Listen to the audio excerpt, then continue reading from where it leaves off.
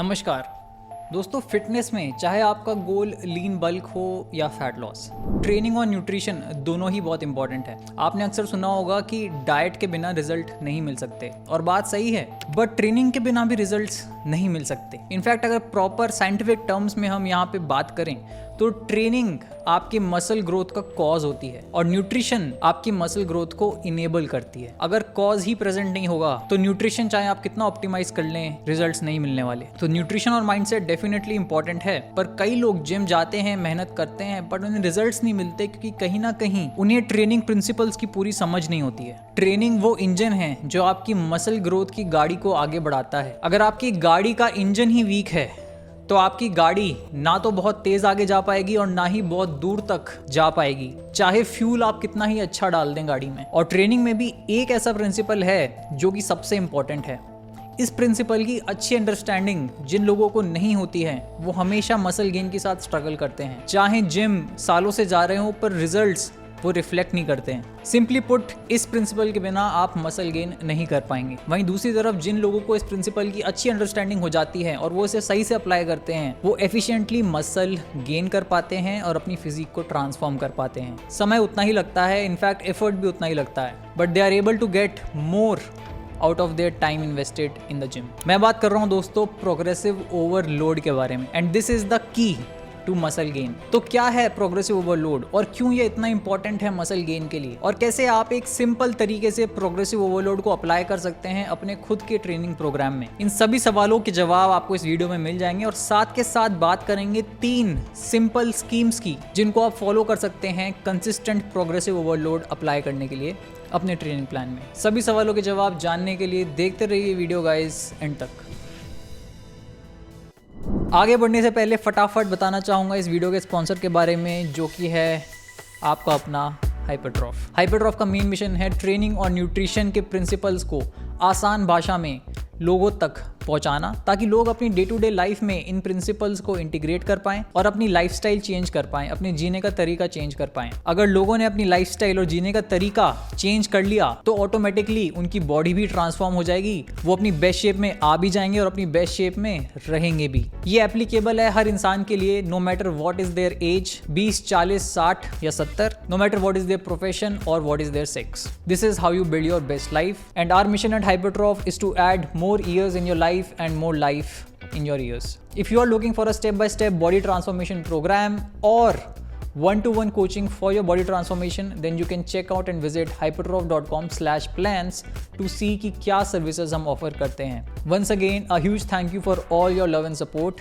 which helps me create these videos for you. सबसे पहले बात करते हैं कि क्या है प्रोग्रेसिव ओवरलोड। ये समझने के लिए थोड़ा जूम आउट करते हैं और समझते हैं कि मसल गेन का प्रोसेस काम कैसे करता है। देखिए, increase in muscle strength and increase in muscle size, जिसे हम कहते हैं हाइपरट्रोफी, ये बॉडी के अडेप्टिव मैकेनिज्म्स हैं। ये अडेप्टेशंस बॉडी ने डेवलप किए हैं over the course of evolution, कि जरूरत पड़ेगी तो बॉडी अपनी मसल ग्रोथ कर सकती है in order to adapt and survive in the changing needs of its environment. दोस्तों, ह्यूमन बॉडी बड़ी स्मार्ट है और बड़ी अडेप्टेबल है। जब भी उसे एनवायरनमेंट में कंसिस्टेंटली एक चैलेंज फेस करना पड़ता है तो वो खुद अडेप्ट कर जाती है, ताकि वो उस स्ट्रेस को बेटर तरीके से फेस कर पाए और उस सिचुएशन में हमेशा सर्वाइव कर पाए। इन सर्वाइवल मैकेनिज्म के कारण ही ह्यूमन बीइंग्स लाखों सालों से सर्वाइव कर पाए हैं और आज हमारी स्पीसीज इस प्लैनेट की डोमिनेंट स्पीसीज है। आसान शब्दों में, एक्सटर्नल स्टिमुलस जब प्रोवाइड होता है बॉडी को तो वो अडेप्ट करती है in order to better face that stimulus. तो बेसिकली जिम में जाके जब हम स्ट्रेंथ ट्रेनिंग करते हैं तो हम बॉडी को एक एक्सटर्नल स्टिमुलस, एक इंक्रीजिंग वर्कलोड के अगेंस्ट काम करवा रहे हैं, और बॉडी को एक सिग्नल जाता है कि adaptation is required naturally bye increasing the size of muscle fibres, strength और मसल बिल्ड करके, ताकि वो ज़्यादा फोर्स जनरेट कर पाए और इस सिचुएशन को बेहतर तरीके से फेस कर पाए। और अगर हमें लगातार मसल गेन करनी है तो हमें मेक श्योर करना पड़ेगा कि लगातार हम इस वर्कलोड को भी बढ़ा रहे हैं, ताकि स्टिमुलस जो बॉडी को मिल रहा है वो हमेशा अडेप्टेशन कॉज करे। And this is the keyword here, increasing workload is the key to muscle gain. क्योंकि एक बार जब आपने मसल बिल्ड कर ली और वो अडेप्टेशन डेवलप कर लिया जो कि जरूरी था उस वर्कलोड से डील करने के लिए, उसके बाद बॉडी के पास कारण नहीं है और मसल टिश्यू बिल्ड करने का, आपको नया कारण देना होगा अडेप्टेशन वापस ट्रिगर करने के लिए। बेसिकली वर्कलोड आपको बढ़ाना होगा, तभी बॉडी को सिग्नल मिलेगा कि अभी और मसल बिल्ड करनी है। बेसिकली अगर कंटिन्यूअस मसल हाइपरट्रोफी आपको इंश्योर करनी है तो आपको हमेशा अपनी बॉडी से एक स्टेप आगे चलना होगा। यानी कि आप वर्कलोड बढ़ाएंगे, बॉडी को अडेप्टेशन का सिग्नल मिलेगा, बॉडी मसल ग्रो करके कैचअप करने की कोशिश करेगी। जैसे जैसे बॉडी मसल ग्रो करेगी वैसे वैसे आप एक स्टेप आगे चलेंगे, वर्कलोड और बढ़ाएंगे ताकि मसल ग्रोथ लगातार होती रहे, अडेप्टेशन हमेशा सिग्नल होता रहे। This is the concept of progressive overload. Progressive overload basically एक सिस्टमैटिक तरीका है अपने वर्कलोड को बढ़ाते रहने का, ताकि आपकी मसल्स कंटिन्यूअसली अडेप्ट करती रहें और ग्रो होती रहें to increase in size and strength. मैंने कहा सिस्टमैटिक तरीका, ये कीवर्ड है। प्रोग्रेसिव ओवरलोड सिस्टमैटिक होना चाहिए, यानी कि ये प्लान किया जाना चाहिए, ये ट्रैक किया जाना चाहिए। यानी प्रोग्रेसिव ओवरलोड इंश्योर करने के लिए हमें एक सिस्टम फॉलो करना होगा। केवल अपने फीलिंग्स के बलबूते पे हम नहीं कह सकते कि हो रहा है प्रोग्रेसिव ओवरलोड। पिछली बार से शायद इस बार कुछ तो ज्यादा किया है, ज्यादा से ज्यादा एक वर्कआउट का आपको याद होगा। What about 10 workouts before that? बिना ट्रैक किए आप सिंसियरली प्रोग्रेसिव ओवरलोड कर ही नहीं सकते हैं। आपको चीजें पेपर पे ट्रैक करनी होंगी, कितना वेट, कितना रैप, कितना सेट्स पिछली बार लिफ्ट किया था, कितना इस बार लिफ्ट किया, ताकि आपके पास हार्ड एविडेंस हो over the course of 4 to 8 weeks कि हाँ प्रोग्रेसिव ओवरलोड हुआ है, वर्कलोड मेरा इंक्रीज हुआ है। वर्कलोड अगर आपका इंक्रीज हो रहा है तो मसल्स आपकी अडेप्ट करती रहेंगी। फिटनेस इंडस्ट्री में दोस्तों आपको ढेर सारे मिथ्स और इनकरेक्ट इन्फॉर्मेशन मिलेगी जो कई इन्फ्लुएंसर्स प्रमोट करते हैं एज की indicators of muscle gain. For example आपने कई रील्स देखी होंगी कि वर्कआउट के बाद आपकी मसल्स कितनी सोर है, कितना दर्द महसूस कर रहे हैं, that is an indicator of muscle gain. या कितना पंप आपको देखने को मिल रहा है वर्कआउट के बाद, that is an indicator of your muscle gain.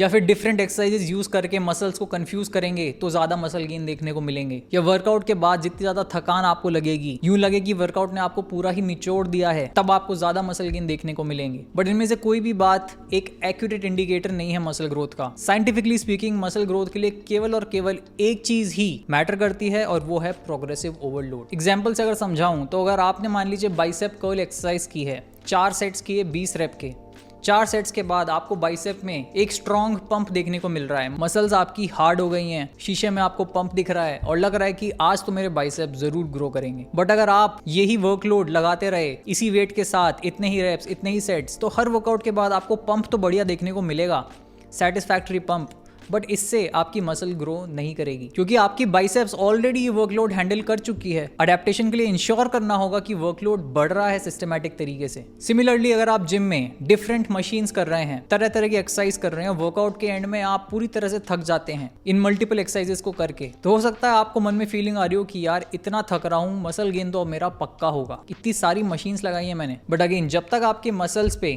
Gradual increase नहीं हो रहा है वर्कलोड का ऑन योर चोजन एक्सरसाइजेस, तब तक आपकी मसल ग्रो नहीं करेगी, नो मैटर कितना टायर्ड आप फील कर रहे हैं वर्कआउट के बाद। Simple is that. तो आप समझ सकते हैं प्रोग्रेसिव ओवरलोड अपने आप में ही बेस्ट स्टिमुलस है और बेस्ट इंडिकेटर भी है मसल हाइपरट्रोफी का। और अगर प्रोग्रेसिव ओवरलोड हो रहा है तो you can be rest assured कि आपकी मसल्स ग्रो हो रही हैं, इवन दो आपको विजुअल प्रोग्रेस शायद ना दिख रही हो, चंद हफ्तों में मे बी कोई इंचेस आपने गेन ना किए हो बाइसेप्स पे, बट माइक्रोस्कोपिकली आपकी मसल्स अडेप्ट कर रही हैं और ग्रो हो रही हैं। चीजें ग्रेजुअली होती हैं and that is all you can make sure कि you are getting small wins. 6 महीने बाद जब आप देखेंगे तो you would have made some decent visual progress. उम्मीद करता हूं प्रोग्रेसिव ओवरलोड कॉन्सेप्ट को आप अच्छे समझ गए होंगे। तो दोस्तों जैसा कि हमने समझा प्रोग्रेसिव ओवरलोड यानी कि सिस्टमैटिकली अपने वर्कलोड को इंक्रीज करना। सबसे पहले समझ लेते हैं वर्कलोड क्या है। वर्कलोड को अगर हम मैथमेटिकली डिफाइन करना चाहें तो ये है total work you perform in a workout session, यानी कि sets into reps into weight. कितना वेट आपने उठाया, कितने रेप्स के लिए और कितने सेट्स के लिए। तो इस इक्वेशन को देख के आप समझ पा रहे होंगे कि अगर वर्कलोड बढ़ाना है तो या तो वेट बढ़ा दो जो आप लिफ्ट कर रहे हो, या फिर टोटल नंबर ऑफ सेट्स बढ़ा दो, या फिर सेम सेट्स में नंबर ऑफ रेप्स बढ़ा दो। तीनों में से कुछ भी हुआ तो आपका नेट वर्कलोड इंक्रीज होगा। और अगर वर्कलोड इंक्रीज हो रहा है समय के साथ सिस्टमैटिक तरीके से तो आपकी मसल्स अडेप्ट करेंगी और ग्रो होंगी। Make sense? उम्मीद करता हूं अब तक आप समझ गए हैं कि प्रोग्रेसिव ओवरलोड का कॉन्सेप्ट क्या है। तो ये वर्कलोड बढ़ाने के 2 मेजर तरीके हैं। पहला, इंक्रीज इन इंटेंसिटी। इंटेंसिटी बढ़ाना यानी कि increasing the weight that you are using in an exercise. अगर आप किसी भी एक्सरसाइज में गिवन नंबर ऑफ रेप्स लगा रहे थे एक पर्टिकुलर वेट से, तो जैसे ही आपने वेट बढ़ाया वैसे ही आपने अपना टोटल वर्कलोड बढ़ा दिया, क्योंकि workload is sets into reps into weight. And even if the weight increase is small, तब भी वो मल्टीप्लाई होगा सेट्स और रेप से और total amount of workload increase significant हो जाएगा और इससे अडेप्टेशन का सिग्नल जाएगा मसल तक। दूसरा, इंक्रीज इन वॉल्यूम। तो वॉल्यूम बढ़ाने के दो तरीके हैं, या तो आप टोटल नंबर ऑफ रेप्स बढ़ा दो हर एक सेट में उस एक्सरसाइज के, या फिर आप टोटल नंबर ऑफ सेट्स बढ़ा दो उस एक्सरसाइज के। दोनों ही केसेस में टोटल रेप्स आपके बढ़ जाएंगे। तो ये हैं दो सबसे बेसिक और सबसे इंपॉर्टेंट तरीके अपने वर्कलोड बढ़ाने के, इंक्रीज इन इंटेंसिटी और इंक्रीज इन वॉल्यूम। अगर आपके वर्कआउट में नंबर ऑफ रेप्स और नंबर ऑफ वेट्स बढ़ रहे हैं, दैट मीन्स कि आपका प्रोग्रेसिव ओवरलोड हो रहा है। बिगिनर्स और इंटरमीडिएट्स के लिए, यानी कि अपने ट्रेनिंग के पहले 3 से 4 साल में केवल और केवल इन्हीं दो तरीके पे आप फोकस करें उतना काफी, यानी कि अपनी चोजन एक्सरसाइजेस पे आपके वेट्स या रेप्स बढ़ रहे हों। एडवांस लिफ्टर्स थोड़ी और एडवांस टेक्निक्स यूज कर सकते हैं, क्योंकि वो अपने मैक्सिमम गेन्स कर चुके होते हैं और लास्ट के गेन्स के लिए वो एक्स्ट्रा माइल जा रहे होते हैं। They need every little tool and hack into their training arsenal. But even for advance lifter, ये जो कोर मेथड है प्रोग्रेसिव ओवरलोड का, इंक्रीजिंग इंटेंसिटी और increasing volume, this will always apply to them as well. इसके ऊपर कुछ और training strategies वो यूज कर सकते हैं, जिनको मैं ब्रीफली मेंशन कर देता हूं इस वीडियो में। स्क्रीन पे आप देख सकते हैं मैंने 5 और एडवांस्ड टेक्निक्स लिखी हैं प्रोग्रेसिव ओवरलोड के लिए। रिड्यूसिंग रेस्ट टाइम्स, यानी कि अगर आप अपना रेस्ट टाइम घटा दें तो आपकी मसल्स की वर्क कैपेसिटी और एंड्योरेंस को इंप्रूव होना पड़ेगा। रिड्यूसिंग टेम्पो, यानी कि अगर आप अपने रेपिटेशंस और धीरे करें तो आपकी मसल पे टाइम अंडर टेंशन बढ़ जाएगा और सेम लोड को मूव करने के लिए मसल को ज्यादा टाइम टेंशन में बिताना पड़ेगा। इससे वर्कलोड मसल पे इंक्रीज होगा। तीसरा, पॉज रेप्स। अपने हर एक रेपिटेशन के कॉन्सेंट्रिक और एसेंट्रिक पार्ट के बीच में अगर आप 1 से 2 सेकंड का रेस्ट लेते हैं तो ये अगेन आपकी मसल पे टाइम अंडर टेंशन बढ़ाएगा एंड ऑल्सो आप मोमेंटम यूज नहीं कर पाएंगे, क्योंकि रेपिटेशन के बॉटम पे आपकी मसल की इलास्टिक प्रॉपर्टी होती है कि अगर आप बिना वहां पे पॉज लिए रेपिटेशन खत्म कर दें तो मसल एक स्ट्रेच रिफ्लेक्स यूज कर पाती हैं। बट अगर आपने पॉज ले लिया तो एक्सरसाइज आपके लिए थोड़ी और डिफिकल्ट हो जाएगी, इंक्रीजिंग द वर्कलोड। चौथा, increase range of motion. Exercise की डिफरेंट वेरिएशंस प्रोग्राम में इंक्लूड करना ताकि आप एक ज्यादा रेंज ऑफ मोशन में अपने मसल को स्ट्रेच कर पाओ, will also increase the net workload on your muscle. मतलब ज्यादा रेंज ऑफ मोशन में अगर आप कंट्रोल टेम्पो के साथ हर एक रेपिटेशन परफॉर्म कर रहे हैं तो इवन लाइटर वेट के साथ एक्सरसाइज आपको ज़्यादा डिफिकल्ट लगेगी। So these are basically advance techniques to increase the workload जब आप रेप्स और वेट बहुत ज़्यादा इंक्रीज ना कर पा रहे हैं, because you have become an advance lifter. इस वीडियो में हम बात करेंगे आगे केवल और केवल कोर तरीके जो हैं प्रोग्रेसिव ओवरलोड इंश्योर करने के, यानी कि इंक्रीजिंग योर इंटेंसिटी और इंक्रीजिंग योर वॉल्यूम। कैसे कर सकते हैं ये एक सिस्टमैटिक तरीके से। बात करते हैं 3 सिंपल और इफेक्टिव सिस्टम्स की जो आप यूज़ कर सकते हैं अपने ट्रेनिंग प्लान में प्रोग्रेसिव ओवरलोड अप्लाई करने के लिए। पहला, लीनियर प्रोग्रेशन। इसको सिंगल प्रोग्रेशन भी कहते हैं। इस स्कीम के अंदर आपके रेप्स और सेट्स कांस्टेंट रहते हैं और केवल आप वेट बढ़ाते हैं वर्कआउट से वर्कआउट। ये लीनियर प्रोग्रेशन स्कीम केवल और केवल एब्सोल्यूट बिगिनर्स के लिए काम करती है, क्योंकि उनकी बॉडी शुरुआत में बहुत तेज़ी से स्ट्रेंथ गेन कर सकती है और वो हर वर्कआउट में अपना वर्कलोड बढ़ा सकते हैं वेट बढ़ा के। ये लीनियर प्रोग्रेशन की स्कीम केवल कंपाउंड मूवमेंट्स पे ही यूज़ की जाती है, जैसे कि आपके बेंच प्रेस, स्क्वाट और डेडलिफ्ट, जहाँ पे ट्रेनी वर्कआउट टू वर्कआउट और आफ्टर अ फिक्स्ड इंटरवल अपने बार पे 1 से 2 किलो वेट बढ़ाता है। यूजुअली बिगिनर प्रोग्राम्स जो लीनियर प्रोग्रेशन अप्लाई करते हैं वो पावर लिफ्टिंग प्रोग्राम्स होते हैं, जहाँ पे 3x5 या 5x5 के सेट्स होते हैं। तो ये काफ़ी लोअर रेप रेंज है, केवल 5 रेप्स किए जाते हैं। और जब बंदा किसी वेट से रिक्वायर्ड नंबर ऑफ रेप्स लगाने में फेल कर जाता है लगातार 2-3 सेशन तक, तब वो 10% अपना वेट रिड्यूस कर लेता है बार पे और वहाँ से फिर से शुरुआत करता है आगे बढ़ने की। बट जैसा कि मैंने कहा, ये केवल और केवल बिगिनर्स के लिए एप्लीकेबल है, क्योंकि इस स्पीड पे वेट नहीं बढ़ाया जा सकता है बार पे, नहीं तो कुछ टाइम बाद तो बंदा ट्रक को उठाने लगेगा। शुरुआत में जब आप एकदम नए हैं स्ट्रेंथ ट्रेनिंग के लिए तो आपकी बॉडी के पास बहुत पोटेंशियल होता है। इनफैक्ट शुरू के कुछ महीने में तो आपकी बॉडी सिंपली न्यूरोलॉजिकल कनेक्शंस बना रही होती है। इसको हम कहते हैं न्यूरल गेन्स। आपकी बॉडी सीख रही होती है अपनी खुद की मसल्स को रिक्रूट करना to generate the force which it already has. यानी जो आपकी स्ट्रेंथ है आप उसको रियलाइज कर रहे होते हैं कुछ टाइम तक, तो उसके बाद स्ट्रेंथ बिल्डिंग शुरू होती है। तो ये जो लीनियर प्रोग्रेशन है ये कुछ टाइम के बाद प्लेट्यू कर जाएगा, यूजुअली 3 से 6 महीने में, अगर आप सिंसियरली फॉलो किए हैं एक लीनियर प्रोग्रेशन को तो। और उसके बाद आपको जो बची हुई 2 स्कीम से बता रहा हूं उन पे शिफ्ट करना ही होगा। एंड अगर आप चाहें तो शुरुआत में ही इन 2 स्कीम से शुरुआत कर सकते हैं। लीनियर प्रोग्रेशन अगर आपको अप्लाई करना है तो make sure you are working with a professional power lifting और अ स्ट्रेंथ कोच, क्योंकि वर्कआउट से वर्कआउट वेट बढ़ाना आसान चीज नहीं है। सबसे पहले आपको मेक श्योर करना पड़ेगा कि आपकी फॉर्म्स एकदम परफेक्ट हैं। अगर गलत फॉर्म के साथ आप वर्कआउट टू वर्कआउट वेट बढ़ा रहे हैं then it can also lead to an injury. And एक और पॉइंट, लीनियर प्रोग्रेशन आप केवल कंपाउंड मूवमेंट्स पे ही लगा पाते हैं, क्योंकि आइसोलेशन एक्सरसाइज जैसे कि बाइसेप कर्ल, इन पे आप वर्कआउट टू वर्कआउट वेट कभी नहीं बढ़ा पाएंगे। अगर बाइसेप कर्ल पे आप वर्कआउट टू वर्कआउट 1 kg बढ़ा पा रहे होते तो बहुत जल्दी आप बहुत बड़े डंबल्स करने लगते, बट ऐसा तो आपने कभी होते देखा नहीं होगा जिम में। जैसा कि हमने अभी समझा दोस्तों, लीनियर प्रोग्रेशन में हम यूज कर रहे थे स्ट्रेट सेट्स, यानी कि आपकी वॉल्यूम कांस्टेंट, सेट्स कांस्टेंट थे, रेप्स कांस्टेंट थे, बस लोड बढ़ रहा था। इसीलिए उसको कहते हैं सिंगल प्रोग्रेशन, जो कि एक लिमिटेड अप्रोच है। बट अगर आप वॉल्यूम भी अपनी चेंज करने लगें तो आपके पास ज्यादा वेरिएबल्स हो जाएंगे to play with, producing a more reliable and sustainable form of progression. तो डबल प्रोग्रेशन में पहले हम टोटल नंबर ऑफ रेप्स बढ़ाते हैं एक फिक्स्ड वेट पे, यानी ग्रेजुअल इंक्रीज होता है आपकी स्ट्रेंथ में from workout to workout, reps बढ़ा के। और ये जो ग्रेजुअल इंक्रीज है स्ट्रेंथ का, after a particular point it is used to increase the weight. बड़ा ही सिस्टमैटिक तरीका। मान लेते हैं आप ओवरहेड प्रेस एक्सरसाइज पे 3 सेट्स कर रहे हैं 6 से 10 की रेप रेंज में। वर्कआउट 0 में आपने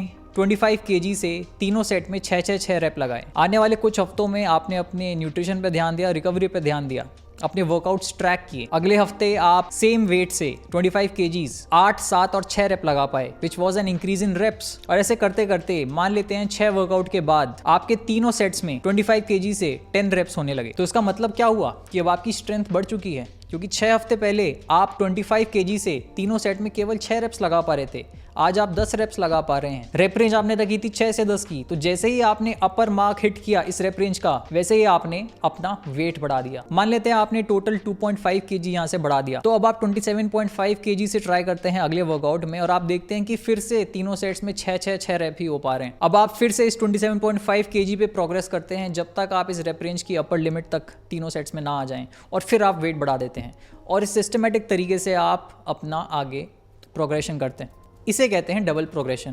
पहले वॉल्यूम बढ़ाकर आपने प्रोग्रेस की और उसके बाद एक पर्टिकुलर पॉइंट पे आपने वेट बढ़ा दिया। ये डबल प्रोग्रेशन अप्लाई करने के 2 तरीके होते हैं। पहला, रेप रेंज फिक्स करना, यानी किसी भी एक्सरसाइज में आपने रेप रेंज फिक्स कर दी। जैसे अभी हमने 6 से 10 की रेप रेंज फिक्स की थी। क्या रेप रेंज आप फिक्स करते हैं किसी भी एक्सरसाइज के लिए, वो डिपेंड करेगा कि आपके गोल्स क्या हैं, ज्यादा स्ट्रेंथ बेस्ड है या हाइपरट्रॉफी बेस्ड है, और वो एक्सरसाइज कंपाउंड है या आइसोलेशन है। हाइपरट्रॉफी के लिए रिकमेंड किया जाता है कि आप अपनी रेप रेंज 6 से 15 के बीच में रखें, 6 से 8 या 8 से 10, 10 से 12, 10 से 15, 12 से 15, कुछ इस टाइप की रेंज रखें। रेप रेंजेस पे हम डिटेल वीडियो कर चुके हैं पहले, मैं नीचे डिस्क्रिप्शन में लिंक कर दूंगा। तो एक बार आपने रेप रेंज फिक्स कर दी, उसके बाद आपको करना है लोड सिलेक्शन। वेट आपको कुछ ऐसा चूज करना है उस एक्सरसाइज पे कि आपके रेप्स उस रेप रेंज के अंदर फॉल करें, and this only gets perfected with trial and error, as you understand कि आपकी लिमिट्स क्या है, इस एक्सरसाइज पे आप कितना उठा पाते हैं। There is always that trial and error component involve. तो मान लेते हैं कि आपने बेंच प्रेस पे 6 से 10 की रेप रेंज फिक्स की फॉर 3 सेट्स, और देन आपने एक ऐसा वेट चूज किया, फॉर एग्जांपल 25 kgs, जिससे आपके रेप्स कुछ इस तरह आए,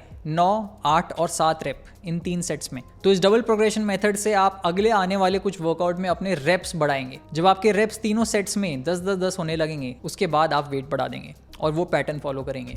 दूसरा मेथड है डबल प्रोग्रेशन का, रेप टारगेट्स फिक्स करना। तो यहाँ पे रेप रेंज फिक्स करने की जगह आप एक रेप टारगेट फिक्स कर देते हैं। मान लेते हैं आप स्क्वाट्स कर रहे हैं 3 सेट्स के, और आपने रेप टारगेट फिक्स किया 25 रेप्स। इसके बाद आपने अपना लोड सिलेक्शन किया, और स्क्वाट के पहले सेट पे आपने उतने रेप्स लगाए जितने आप लगा सकते थे, staying 2 to 3 reps shy of failure. जब आपकी फॉर्म ब्रेक डाउन होने लगी, उसके बाद आपने वो सेट खत्म कर दिया। देन अगेन आपने दूसरा सेट लगाया, जितने रेप्स आ पा रहे थे उतने रेप्स लिए, और इस तरह आपने तीसरा सेट भी लगाया। मान लेते हैं पहले सेट में आपके 10 रेप्स आए, दूसरे सेट में आपके 9 रेप्स आए, तीसरे सेट में आपके 8 रेप्स आए, तो टोटल ये 28 रेप्स हो गए।